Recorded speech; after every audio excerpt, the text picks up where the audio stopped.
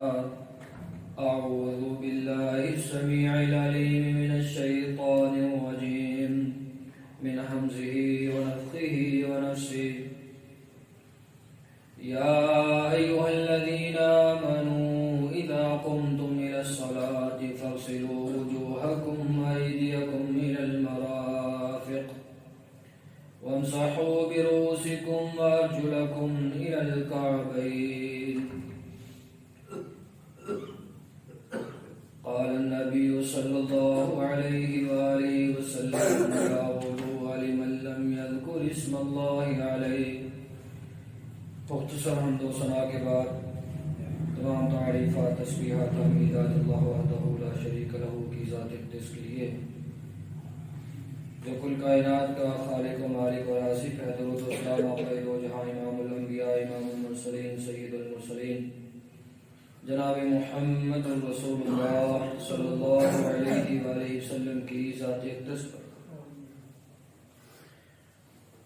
معزز سامعین حضرات، وضو کے احکام و مسائل کے حوالے سے ہماری گفتگو چل رہی. ہمارے معاشرے میں جو ہم عموماً بات سنتے ہیں کہ وضو کے 4 فرائض ہیں،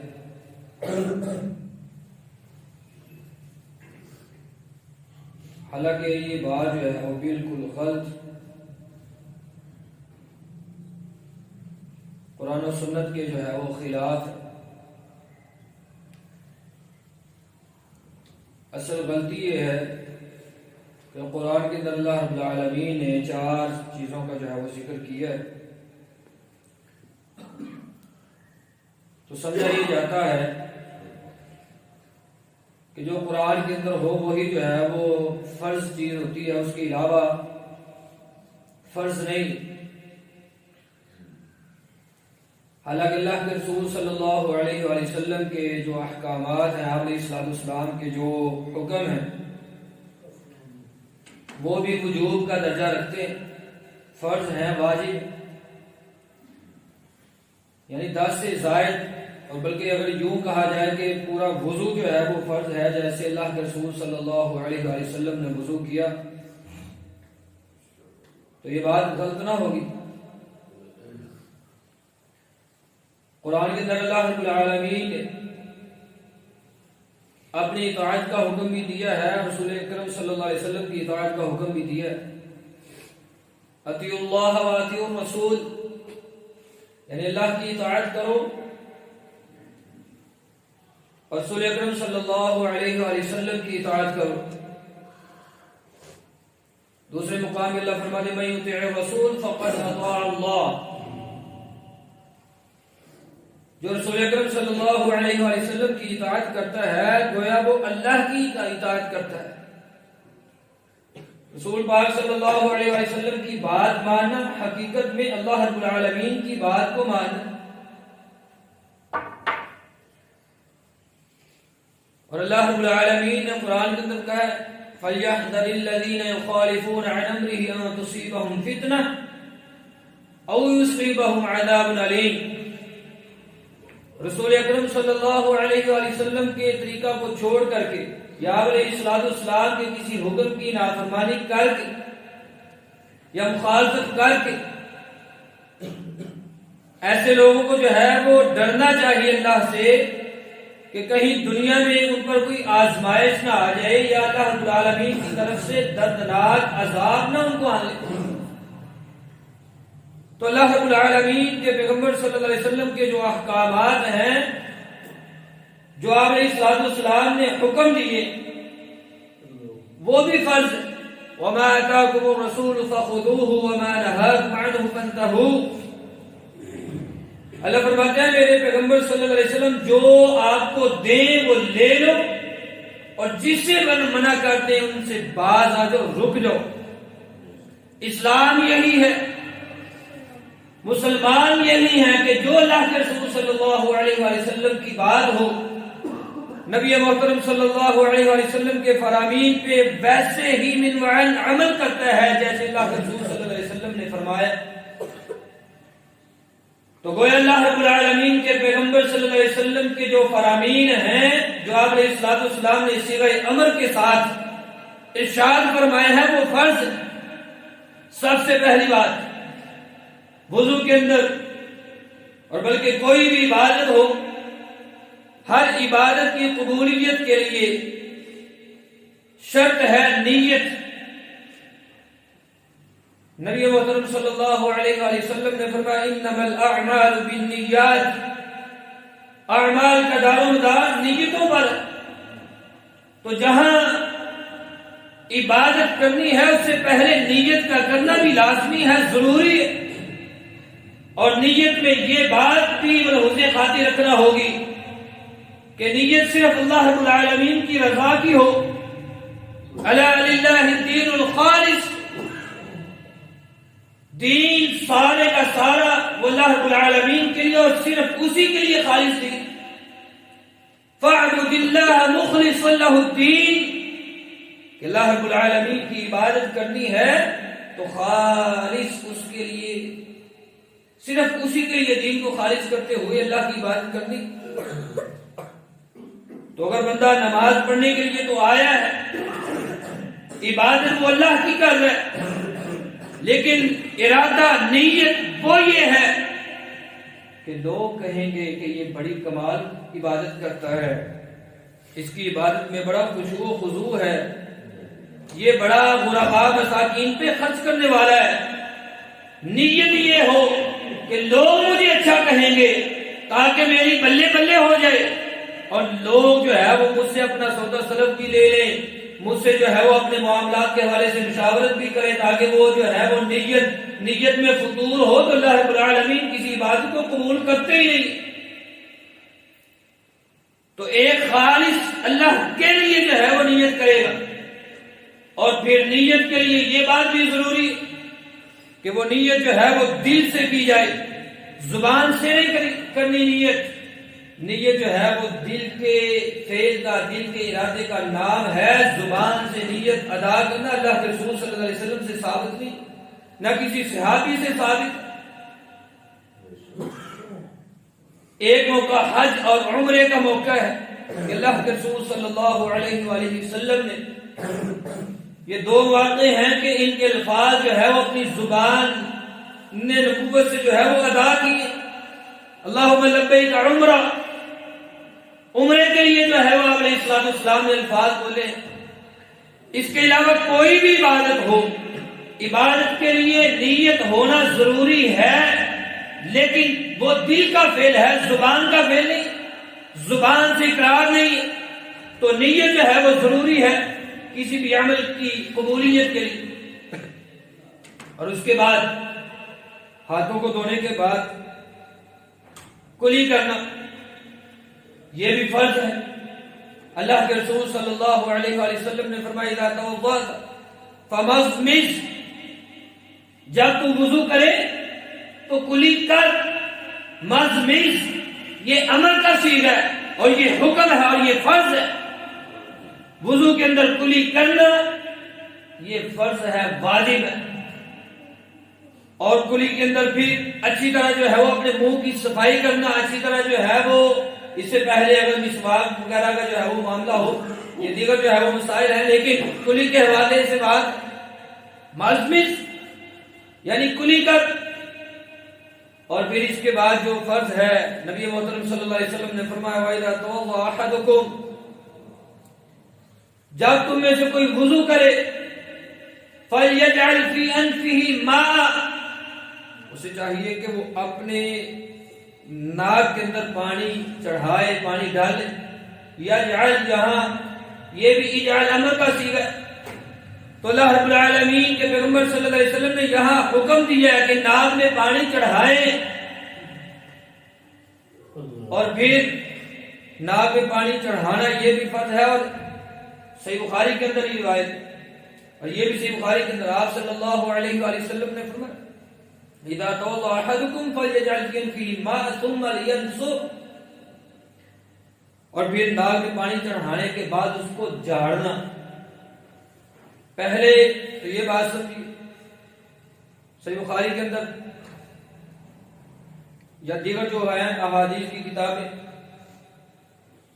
کلی اور ناک میں پانی چڑھانے کے لیے آپ صلی اللہ علیہ وآلہ وسلم نے ایک ہی من کفۃ واحدہ کے الفاظ ہیں کہ آپ علیہ الصلوۃ والسلام نے کلی کی فتمضمض واستنشق من کفۃ واحدہ، کلی اور پانی جو ہے وہ ناک میں چڑھایا ہے ایک ہی چلو سے، ایک ہی ہتھیلی سے۔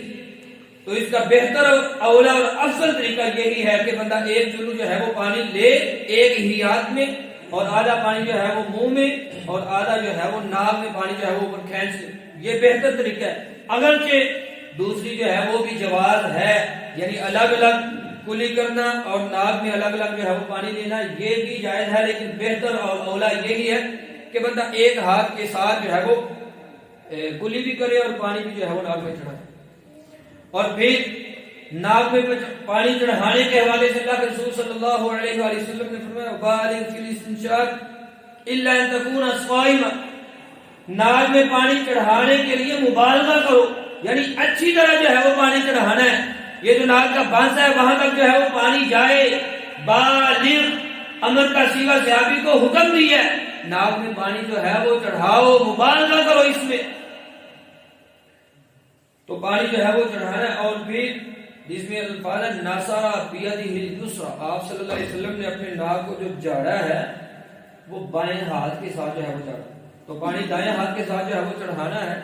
اور پھر ناک کو جھاڑنا، اب جو حدیث ہے کہ ناک میں پانی چڑھانا یہ بھی فرض ہے، اور ثم لینصر یعنی ناک کو پھر جھاڑنا یہ بھی امر کا صیغہ ہے، اور یہ بھی فرض ہے، یعنی ناک کو جھاڑنا بھی ہے۔ ہم اس میں جو ہے وہ عموماً سستی کا شکار ہوتے ہیں، ہم سستی کرتے ہیں، ناک میں پانی جو ہے وہ اچھے طریقے سے مبالغہ نہیں کرتے، ناک میں پانی چڑھاتے نہیں ہیں، اور اگر چڑھا بھی لیں تو ہم اس کو جو ہے وہ اچھے طریقے سے صاف نہیں کرتے، بائیں ہاتھ کے ساتھ یہ جو انگلی ہے، چھوٹی انگلی ہے، اس کے ساتھ جو ہے وہ پھر ناک کو اچھے طریقے سے جو ہے وہ صاف کیا جائے۔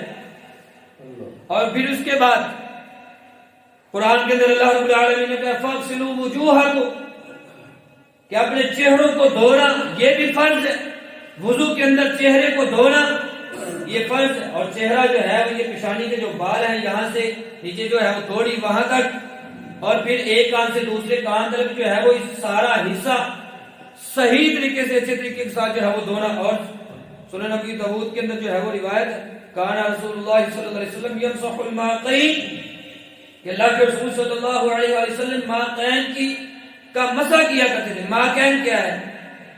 یہ جو ناک کی طرف آنکھوں کا حصہ ہے، ناک کی طرف، ناک کے ساتھ یہ جو سوراخ یہاں، اور بعض نے جو ہے یہ جو کانوں کی جانب جو حصہ ہے اس کو بھی ماقین کے اندر جو ہے وہ شمار کیا۔ ہم ایسے پیٹنے ہیں جو کرتے چہرہ دھو لیا، بس سمپل چیٹے مار لی، اور اس کے بعد یہ ماقین نبی پاک صلی اللہ علیہ وسلم ان حصوں پر صبح اکثر جو ہے وہ نماز پڑھنے کے لیے جب بھائی آتے ہیں تو صورت حالاتوں کی جو ہے وہ کچھ ایسی ہوتی ہے، تو اللہ کے رسول صلی اللہ علیہ وسلم نے ماقین کا مسح کیا۔ جب وضو کرنا ہے، چہرے کو دھونا ہے، تو ماقین ان حصوں کا جو ہے وہ مسح کرنا ہے، یعنی جو ناک کی جانب جو ہے وہ سوراخ ہے، آنکھیں ہیں، ان حصوں پر جو ہے وہ اپنی انگلی کے ساتھ جو ہے وہ ان کو اچھی طرح صاف کرنا۔ اللہ کے رسول صلی اللہ علیہ وسلم نے ایسے کیا۔ اور پھر چہرے کے اندر نبی محترم صلی اللہ علیہ وسلم کہا یخلل لحیتہ، آپ علیہ الصلوۃ والسلام اپنی داڑھی مبارکہ جو ہے وہ خلال کیا کرتے تھے۔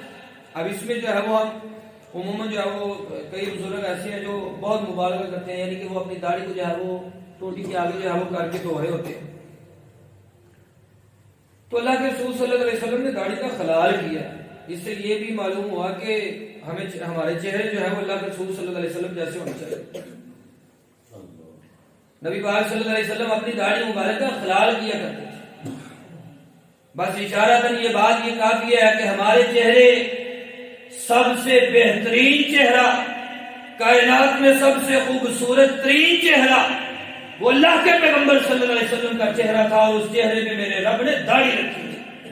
اور یہ داڑھی اللہ کے رسول صلی اللہ علیہ وسلم کی نہیں بلکہ ہر نبی کے چہرے پہ میرے رب نے داڑھی جو ہے وہ رکھی تھی، اور یہ مرد کی زینت ہے، اتنا خوبصورت چہرہ ہے۔ وہ جابر رضی اللہ تعالیٰ عنہ کہتے ہیں میں نے ایک دن میرا دل کیا کہ میں 14ویں کے چاند اور آپ صلی اللہ علیہ وسلم یعنی دنیا کے چاند کی طرف جو ہے وہ موازنہ کروں کہ خوبصورت. کہتے ہیں میں گھر سے نکلا 14ویں کا چاند جو ہے وہ دیوبند پہ. کہتے ہیں میں نکلا اپنے گھر سے نکلا تو آپ علیہ الصلوۃ والسلام مسجد نبوی میں اپنے دائیں رخسار کے نیچے دائیں ہاتھ کو رکھ کر کے لیٹے ہوئے. کہتے ہیں میں دروازے پہ رک کر کے میں نے ایک نظر 14ویں کے چاند کی طرف اور دوسری نظر دنیا کے چاند کی طرف ہے. صحابی کہتے ہیں, وہ پنجابی کا شاعر بول کر کے کہتا ہے, روایت کرندہ جابر سہارا میں ایک دن ڈٹھا محمد پیارا, چنو 14ویں سی کوئی ستارہ, میں دوواں نو ویکھا دوبارہ خدا دی قسم جد مدم نظری آیا, محمد کا چہرہ سونا نظر آیا. اللہ کی قسم اس چہرے پہ میرے رب نے داڑھی رکھی ہے. اپنے چہروں کو اپنے پیغمبر کی سنت کے مطابق اپنے پیغمبر جیسی صورت جیسا چہرہ بنانے کی کوشش بھی کی. آپ صلی اللہ علیہ وسلم کان یخلل لحیتہ, آپ علیہ الصلوۃ والسلام اپنی داڑھی کا جو ہے وہ خلال کیا کرتے.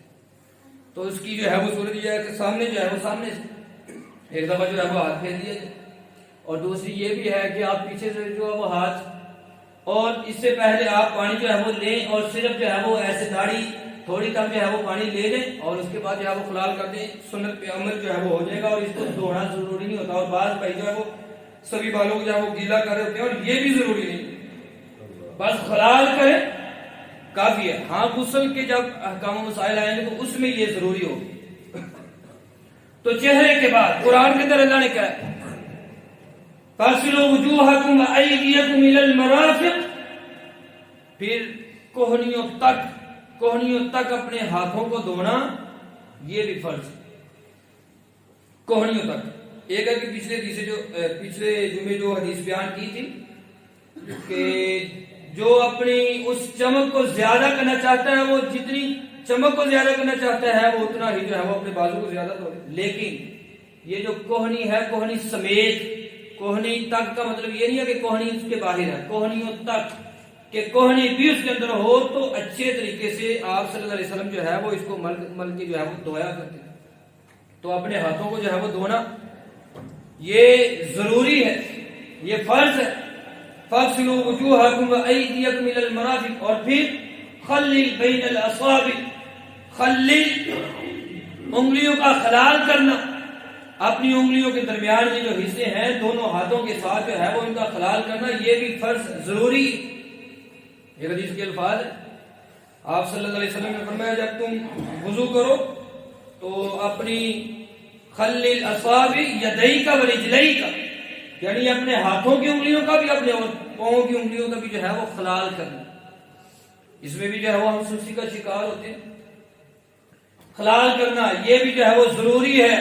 شروع میں جو بات کی تھی کہ وضو کے جو فرائض ہیں وہ اللہ کے رسول صلی اللہ علیہ وسلم کا پورا وضو جو ہے وہ جیسے آپ صلی اللہ علیہ وسلم نے کیا ویسے وضو کرنا جو ہے وہ ضروری.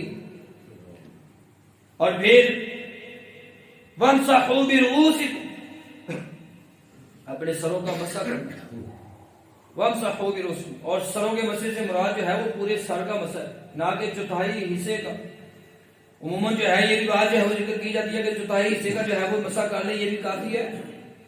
تو پورے سر کا مسح, اور آپ صلی اللہ علیہ وسلم نے وہ مسح کر کے دکھلایا کہ آپ علیہ الصلوۃ والسلام جو ہے وہ اپنے ہاتھوں کو پیشانی کے بالوں سے جو ہے وہ پیشانی سے شروع کرتے, اور پھر آپ علیہ الصلوۃ والسلام الکفا, گدی تک, پیچھے جہاں تک جو ہے وہ سر کے بال ہیں گردن تک, وہاں تک لے کر کے جاتے, اور پھر واپس جو ہے وہ اسی جگہ جہاں سے جو ہے وہ مسح شروع کیا تھا وہاں لے کر کے آتے.